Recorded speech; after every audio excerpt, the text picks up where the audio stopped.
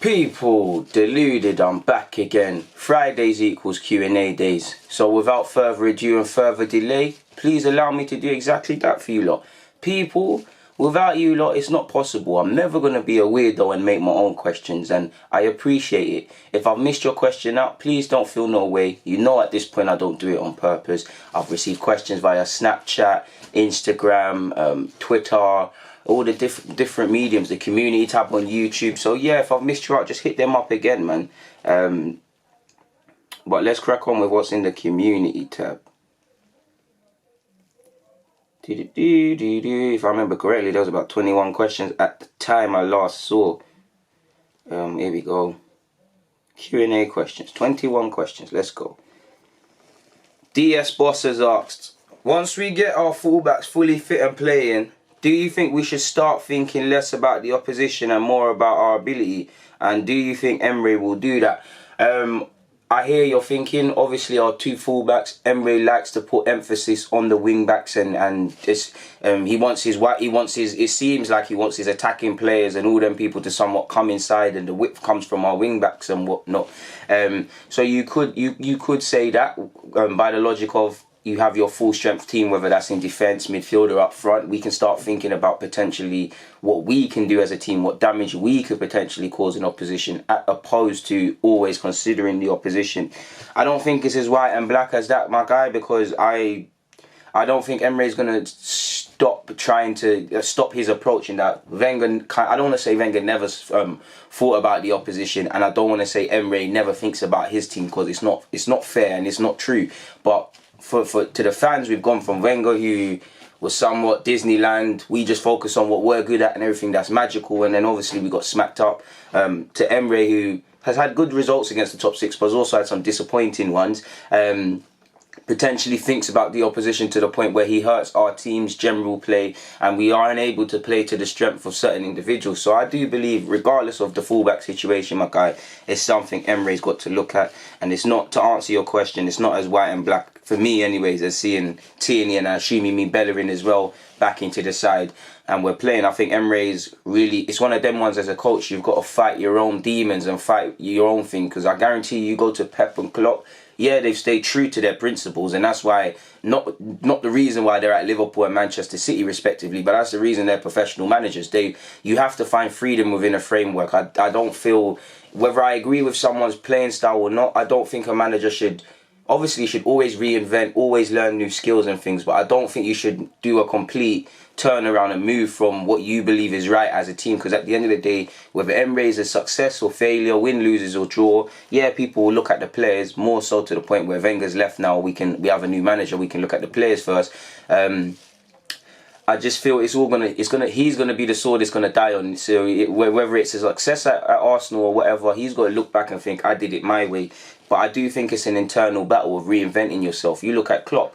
Beyond the obvious, the teams obviously got better and whatnot. Go and look at how Klopp's teams play. They're still gun-ho, but they're better defensively. There's better game management. The same goes for Manchester City to a fair degree.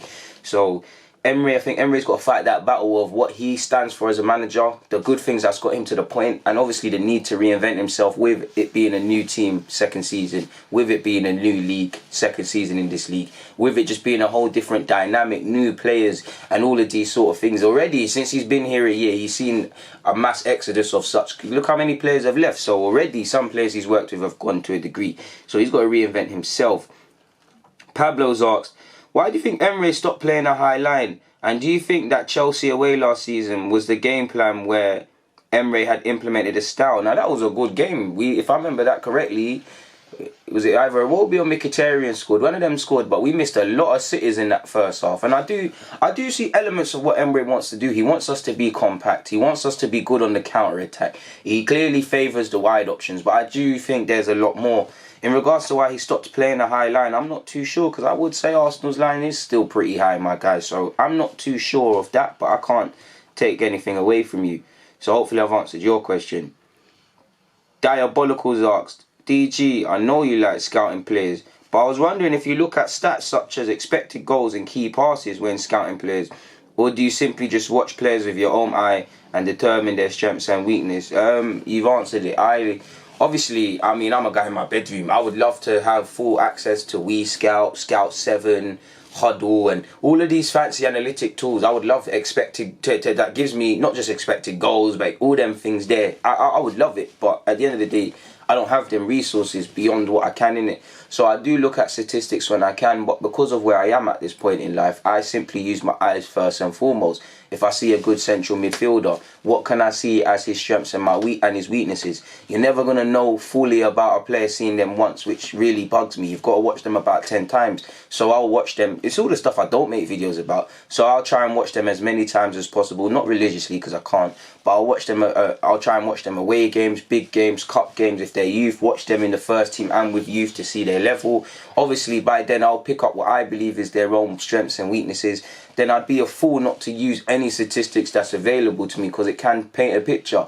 For instance, if I'm watching for it, it might be a poor example, but if I'm looking at a midfielder and I feel he's got a pass in him, he's just a bit scared to do it, and then statistically I see, I don't know, how the amount of times he's put a through ball in or whatever, it kind of correlates. So I do think I'd like the statistics to confirm what my eyes are telling me, but I also like the statistics to paint me a picture and also make me aware of anything I'm not aware of, people. For instance, I've started to, as I'm developing myself, I've started to look at games played, people. And it doesn't make sense, but I like to look at how many career appearances have they got. For instance, I see a lot of players, decent young players in League 1, League 2 and things. They're getting close to 100 career appearances. So they're most likely to be experienced and do several things differently from their peers. So yeah, man. Hopefully that answers your question. So the eyes test is the best for me, but I'll be an idiot not to use everything potentially available to myself. So thank you very much for that question. D Solos asked, you said, I say Willock over Ceballos all day. Salute yourself, man. You've also given me praise. Thank you very much. Willock is Arsenal through and through and has performed better than Ceballos so far. We need to play our long contracted players. Plus, I see Willock potentially filling the Ramsey role.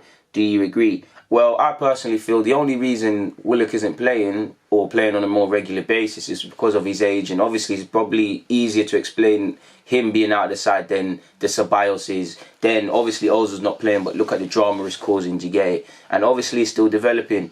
I feel he's unlucky in that it's just a congested midfield, and it's just he's seen as the Ramsey replacement. So it's either one of him, Ceballos, and Ozil. I like Willock. I believe he could play in the pivot where Xhaka is, to be honest with you. I really like him, and I previously used to like him in the Ramsey role, and I still do. I think he can do both, and you know I love him. But I believe he looks very good in that pivot, and it shocked me how he's taken to the defensive aspects of the game since he's jumped into the first team at Arsenal. I like his maturity, man, and I really like how he plays when he's in a pivot. He doesn't show off. He knows when to try things. He's good driving with the ball. He's not afraid to try a pass. I've got a lot of time for Willock, and I believe he should be playing. He should be playing. So I can't really disagree with you, because Ceballos, if I had to describe how he's been at Arsenal at the moment, I've liked him, but it's probably a 5 or 6 out of 10. It's not been appalling, but he can do more. I don't see why both can't be in the side potentially, but it is what it is in that regards, I guess, my guy. Alonge Beats has asked, DG, safe for all the vids you make. I really enjoy them all. Thank you very much for watching my content, man. It means a lot. Do you think Lacazette is an underrated player at Arsenal because he has been taken off early or dropped by both managers he's had at Arsenal? It's a difficult one. I don't think he's I think he's underappreciated. Some fans, Lacazette, the majority of Arsenal fans can see he's a bad boy player, but some Arsenal fans want to sell him to get wingers. Some Arsenal fans don't think he's a top player. Funny enough, I would say underappreciated in the sense that I think he needs to get 20 league goals. I think he's a lovely player. Big games, gets the best out of other players, like his mentality, obviously knows how to score goals and bring players in. Lacazette's a lovely player to have in his side, but I do think he should be getting 20 league goals. I think if he's shown he can get 20 league goals, then he probably wouldn't have been ignored in the Premier League by the managers he's had. And how would the France boss ignore him, people? Again, I don't know how Deschamps thinks, and you know how some of his call-ups have been questionable, but that's what I honestly believe. I think he's underappreciated for sure, my guy. But for me, as much as I love Lacazette, he needs to get 20 league goals, man. Because Aubameyang's playing up front. Obviously, Aubameyang's playing on a regular basis up front, but it don't matter if Aubameyang comes off the bench, which he's shown in his time at Arsenal, playing on the flanks, playing through the middle, a home, away. He's getting 20 league goals, and that's a wonderful thing for a manager. In August, okay, who are my defenders? How am I going to score goals? I've got these wingers. We're bringing in Pepe. Saka's going to come in at some point. Okay, cool. We've got a BAME and he's scoring 20 league goals. These attackers should be able to do this. Let me invest into other areas. Do you get it? So I do think he is underrated, man. He's obviously had some injuries as well, which have stopped him going. Marble Halls has asked, should black players refuse to play in Eastern Europe, whether this is league games or internationals, or is this letting the racists win? I wouldn't say it's letting the racists win. I wouldn't say it's letting the racists win. That's fully logical. Stop going to places you're being abused. But at the end of the day, some footballers, especially those from less fortunate countries like England and whatnot, it's a way out. So they'll go anywhere they can get a contract and whatever. And that dynamic isn't going to change. Many nations that have been highlighted for racism, whether it was England playing, Russia typically, Ukraine, Serbia, many different and diverse places. You've got a lot of primarily Brazilian, from what I see, Brazilian and South American, and obviously a lot of black African players. They're always going to do that, because at the end of the day, I'm not saying everyone's in poverty, but they're trying to escape certain life, and they're trying to get out of things, and they're trying to realise their dream of being professional footballers. And obviously, the less of them that go to these nations, there's less chances to be footballers. So I feel we should be free to go wherever we want. But at the same time, of course, don't go to places you know certain things are going to happen. People like Malcolm going Zenit St. Petersburg, for example. I'm sure everyone looked at that and thought, how long before a mad thing comes out? And it did. So I wouldn't necessarily say it's letting the racists win. I wouldn't say it's letting the racists win, but there's definitely, from a logical point of view, just white and black, it makes sense not to. So Antonio's asked, we need a box-to-box midfielder, in my opinion, mine too. Which young player do you prefer more, Samore or Sangre? I cannot pronounce their names. One plays for Lyon, one plays for Toulouse. Out of both of them, they're both decent, but I'm gonna say, because he's out of contract, I'll say Samore, but I'll take Sangre, Ibrahim Sangre by any chance, and I butchered both their names. And you also said, do you think we additionally need a player who dictates the game like Sandro Tonali? Yeah, you could bring that. I think we need a box-to-box midfielder. I do think Guendouzi can be taught to do that. Torreira can be taught to be a bit more expansive. I feel Joe Willock, I've just mentioned him, can play in that pivot. So I'd like a box-to-box midfielder if we could only get one, but there's definitely some truth in that. You also said, should we change our transfer strategy and focus on the best talented players in the world and bringing them to Arsenal? I don't know, my guy. That's not specific enough. But again, we want the best players at Arsenal, so why not? Adrian's asked, in light of the Brexit and current problems in the UK, do you think the incidences that are happening with increased regularity will come to a point where strike action should be taken? Big up yourself. You've been on fire recently with important topics. Thank you very much. I'm not too sure of that, my guy.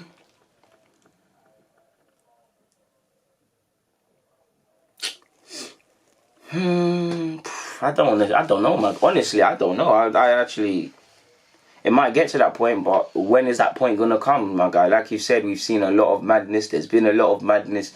When will that point come? I'm not too sure, but probably the way you said it. So big up yourself, Adrian, for the questions and being a consistent viewer of my stuff.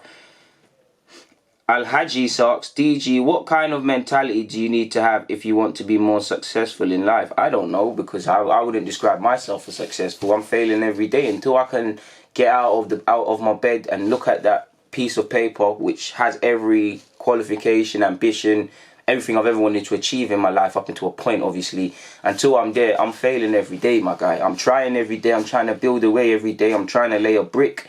Rome weren't built in a day, but trying to lay a brick, trying to put some scaffolding up, trying to do something. I think that's all you can.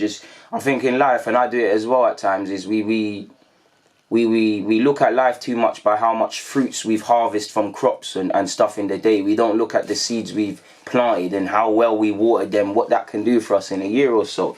So I just think you need a mentality to want to be better than you was yesterday, in my opinion, and just just the desire to want to be better and just ever growing. Don't be ignorant. Just always learn, and obviously have a set way of thinking and have principles, but always try and learn and stuff like that would be it for me. But I don't know, because I'm not successful, man. You want to holler Gary V or One of them guys there, man. I don't know.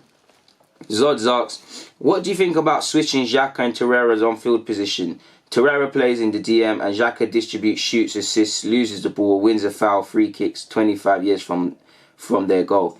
Dreaming a bit, my guy. I mean, Xhaka in theory, because Xhaka's not got a defensive bone in his body, in theory it would make sense to switch them, and you've got some truth in that. But at the end of the day, like you see, there's going to be gaps between the midfielders.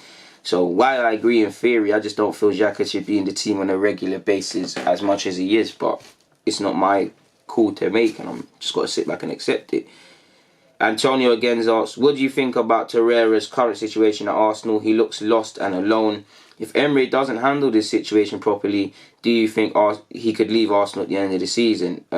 Potentially he could, and I don't know, man. I don't know, because I look at some of the players. Obviously, you've got Mesut Ozil, you've got certain other players making certain comments, but you've got your top goal scorer on the flanks crossing for Torreira. Surely some of these players got to question these calls. And Torreira, I don't know what he's trying to do with Torreira, because Torreira obviously needed a break. He had the Copa America for the first time in his career. He played, 50 odd times for Arsenal, or just in his career.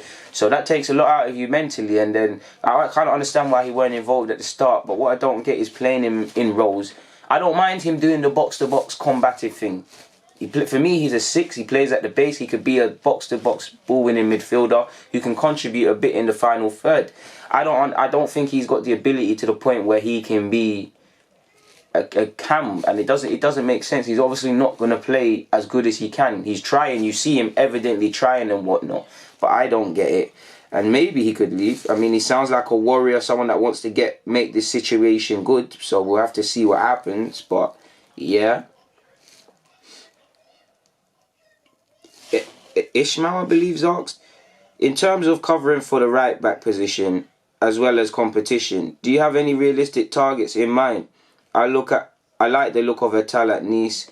He came strong last season. I'm not fooled by Callum Chambers' current sorcery, and Maitland-Niles has spoken and played his way out of competition. I don't think he's spoken his way out of competition, to be honest with you, my guy. He said he doesn't want to play there, but he will do it for the team. And I mean, you don't think him and Emery have had that conversation. I do think we do need to look at right backs. In regards to right backs at this moment in time, there's a few, but I guess you'll just have to watch out for my content. I'm not going to spoil it. There's a few I've been looking at. But yeah, we do, man, because you've got Tierney and Kolasinac. Tierney plays every day of the week, but two decent left backs fighting for one position.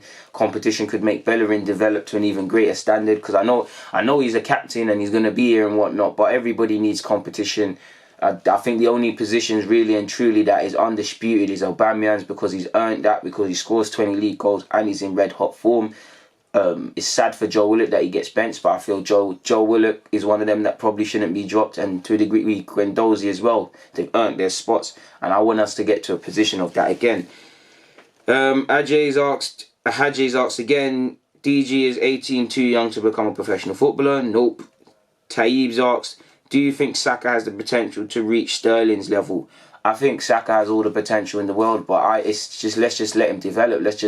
He's 18, hasn't made 100 career appearances, hasn't played 10 times for Arsenal. Let's just let him develop, let him make inroads. For me, the next steps are to keep being a regular in the first team, to step up into England's under-21s, and who knows beyond that, man. I think he's got all the potential in the world, but potential is just potential.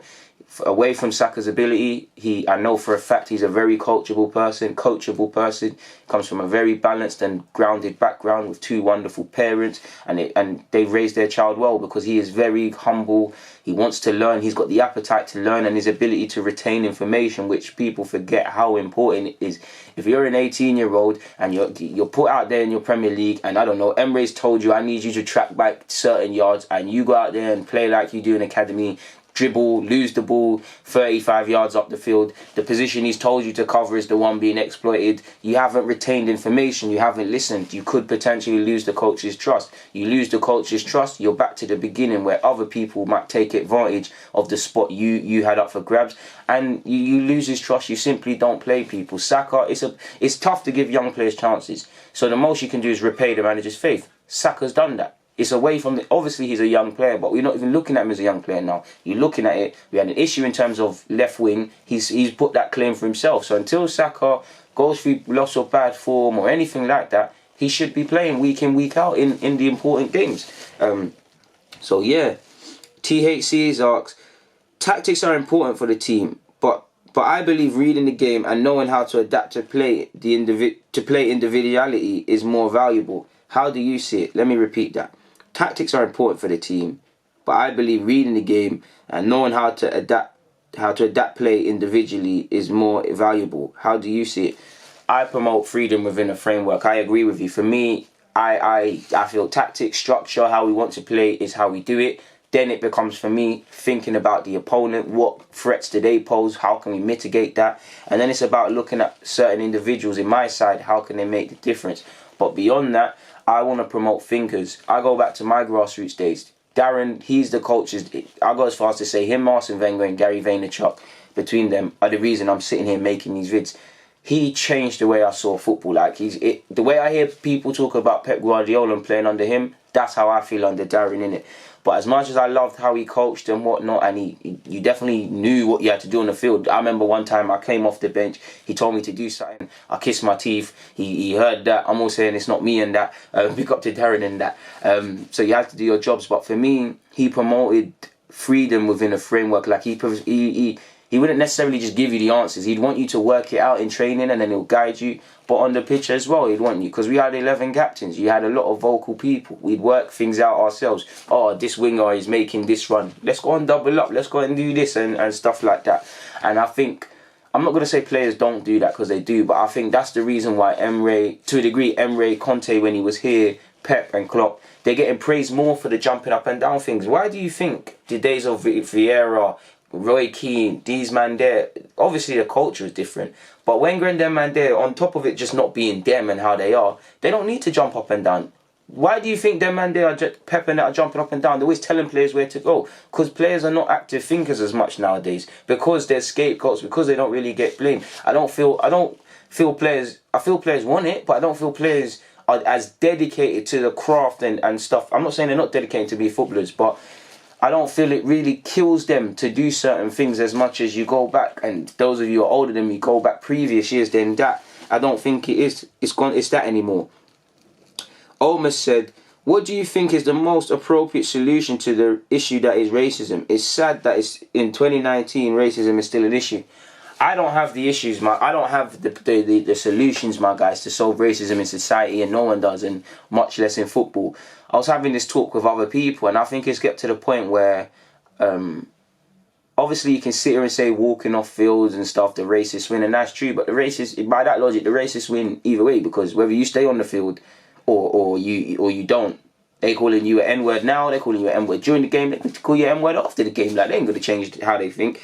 So I think if you're referring to internationals, I think the only way now is banning people from Euros, from World Cups, from qualifiers, not stadium as that you cannot play in the competition, to the point where you're potentially missing out. It's as dramatic as this. Someone might be getting on in life and their life expectancy might not go past another World Cup, or they might be a young man or woman looking forward to that World Cup or Euros, and their country isn't there because of some small individuals, purely because that's going to start hurting pockets, people. And then whether they agree with the racists or not, if these people at the top, their pockets are being hurt, they're going to do something about it. I don't know, nations that have been named as, I may be going a bit too much, but countries that have been guilty of racism, that, I don't know, a host of World Cups and things, strip that. Because if you strip the World Cup or Euros from them, if they're hosting it, then not only are they missing out on a football point of view, people, but do you know the amount of money and commerce that can come into that country, that can help the whole nation, but local neighbourhoods, the whole imports and exports that can be brought to the nation to be sold, the amount of tourism, that helps many different industries. These are the things you've got to do to hurt them, people. Because think about it, you saw racist incidences before Russia, after Russia, during that Russia World Cup. You was made to believe that is a utopia now, to a degree, for black players. You saw none of that. And that's because they didn't necessarily care about fixing racism. They cared about their image. They cared about, money's got to come in. Putin's got to do certain things. Now, Putin, you're a big guy. I seen you fighting bears. I'm over in England. Don't be sending no madness for me. I'm just giving my opinion. But moving on from that, Kyle's asked, if Emery does not succeed as Arsenal manager, how would you feel about Jose Mourinho replacing him? No. Just no. Dreaded Gooners asked, who is your favourite all-time player at Arsenal, and who is it right now? So you've asked me who my favourite player is of all time and currently. All time is in Thierry Henry, man. I'm born in the 90s. Thierry Henry. If I was a bit older, it would probably have been Ian Wright. Didn't see Ian Wright in his prime when I was coming up, but coming towards the end of his career. But I'd say Ian Wright. I'd say Thierry Henry, Patrick Vieira. Them two are there. They're there. Them, like, I can name many players, especially the fullbacks for me, but I'd say them two are the guys.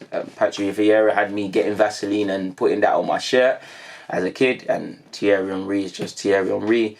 And right now, I don't think there really is one right now. It would have probably been Aaron Ramsey, Alexis until the United thing.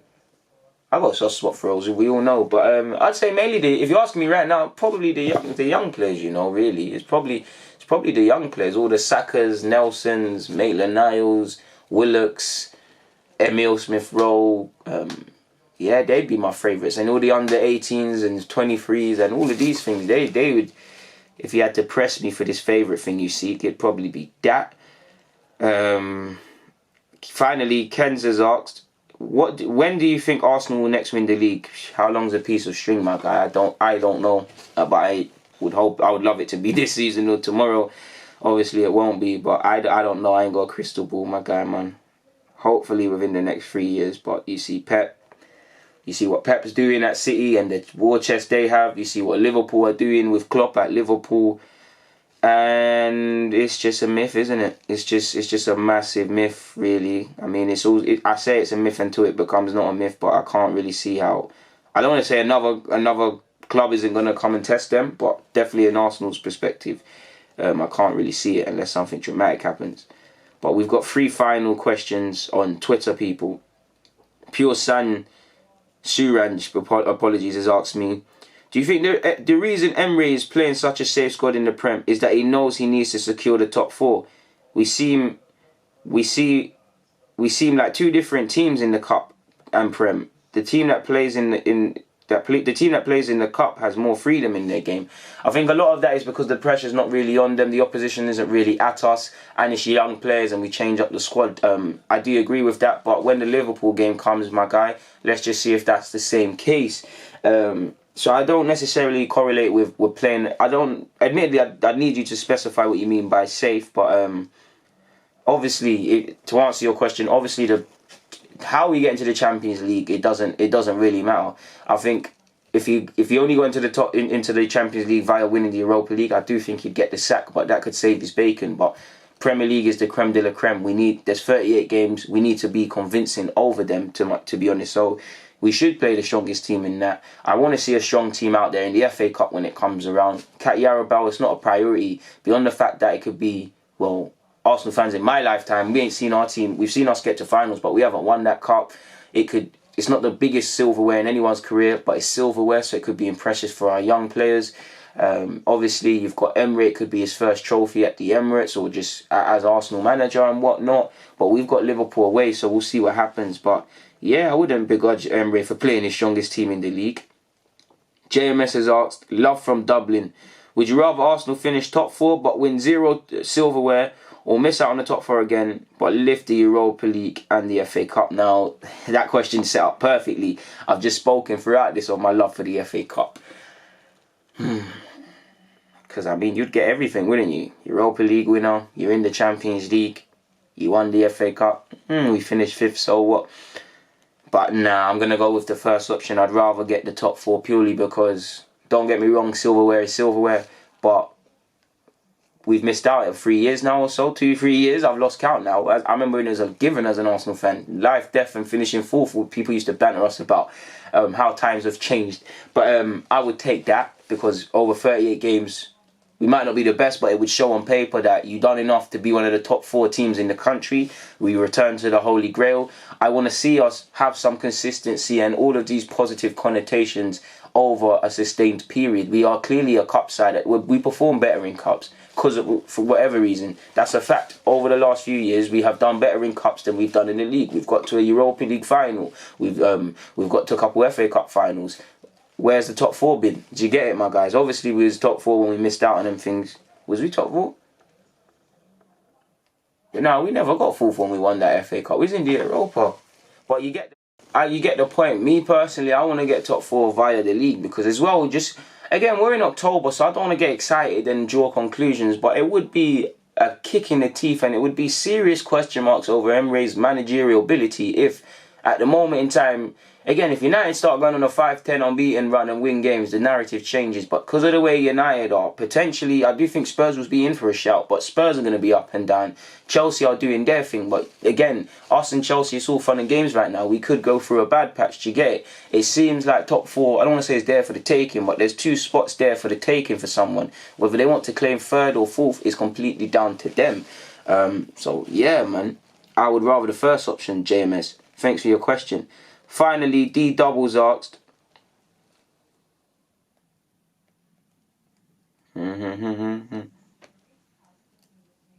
Oh, here it is. If Une were to leave, who would be your first choice replacement? For me, it would be Simeone. If you had to choose between Vieira or Ljungberg being his replacement, who would you choose? I think that's 2 separate questions, and I'm tired and I've read out both. I'm not too sure, man. I'd want to go down the personally, I'd want to go down the Nagelsmann route, or I know Ljungberg and Arteta have been thrown in. I think that's the way managerial things are going. I just want someone who's strong in terms of attacking principles and more aligned in what Arsenal are trying to do, on top of the obvious needing to improve defensively and develop young players and all of these other connotations. So I'd probably say Nagelsmann, to be fair, man. I think we need that young energy of sorts. No disrespect to Emery, because he's young by managerial terms, and I'm only answering your question. I'm not trying to slate Emery or anything. You've asked me between Vieira and Ljungberg. It makes no sense because Vieira is the more experienced, but something just gravitates me more towards Ljungberg. Maybe it's because I won't say he's under my nose, but he's under our nose at the Emirates. You hear how the players speak about him, young and old players that have departed, like Bramall, for instance, saying how good of a coach he is. And we need that because we've got a young squad. Yes, we would want someone. Obviously, it's like any job. If Emery was to leave tomorrow and there's Ljungberg and there's a man that's won 5 Premier Leagues, 6 Champions Leagues, done this, done that, you're going to have more confidence in him, of course, people. It's there. But I do believe it's gone to that point where we need someone who can develop players. And if the players like him, and looking at our young squad, we've got a lot of 16 to early 20-year-olds, they're going to be here for a while. They should be. We need someone who they get on with, someone who understands them, someone that can do the finer details sort of thing, to which Ljungberg is that. The next few years will be crucial because I do think in the next 2 years, Ljungberg is either going to be Arsenal manager or he's going to keep it moving and go somewhere, because you hear he's got ambitions, and as you should, to want to manage at the highest level and things like that, as you should. You shouldn't want to be an assistant manager forever unless you like that. Do you get it? You should want to always improve your position in whatever you are. If you're an academy coach, you should be scheming on becoming the head academy coach or the head of academy, or if you're under 14s, when are you moving up to doing the under 16s and stuff like that? Do you get it? That's what everyone wants to do. But I've got nothing more to say, so I'm going to get out of here. People, it's been a pleasure. DG, I'm out.